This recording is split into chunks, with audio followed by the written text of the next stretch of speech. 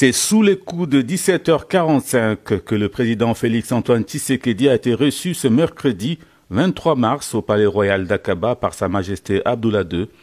dans une bilatérale où il était accompagné de 3 de ses collaborateurs, dont le conseiller privé Fortuna Bisselele et son conseiller militaire, le général Kabamba. Les 2 personnalités ont exprimé chacune leur joie d'être face à face.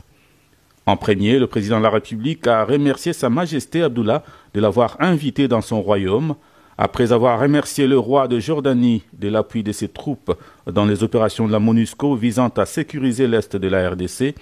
Félix Tshisekedi a échangé avec son homologue sur des sujets d'intérêt commun relevant de divers domaines comme la sécurité, la coopération militaire, les infrastructures, l'agro-industrie, les énergies renouvelables et les mines, pour ne citer que ces secteurs.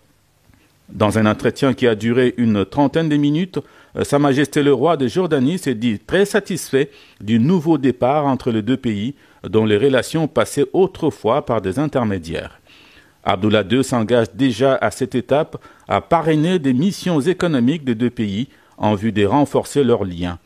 Par ailleurs, les 2 hommes d'État se sont accordés pour régler des aspects juridiques de cette coopération bilatérale naissante par les biais de leurs gouvernements respectifs. D'ici là, c'est la ville d'Aqaba, une des stations balnéaires de la Jordanie, qui abrite du 23 au 24 mars une rencontre de haut niveau. Le souverain jordanien a convié à ce mini-sommet des invités des marques venant d'Afrique, outre le président Félix Tshisekedi de la RDC, Paul Kagame du Rwanda, Philippe Nyusi du Mozambique, ainsi que le Premier ministre tanzanien Kassim Majaliwa sont présents à Aqaba. Selon des sources proches du protocole royal, Aqaba sera au centre d'échanges bilatéraux entre ces différents leaders africains qui devraient en principe tabler sur l'économie, le commerce et la sécurité, dans l'un de ces volets consacrés à la lutte contre le terrorisme international qui n'épargne plus le continent africain.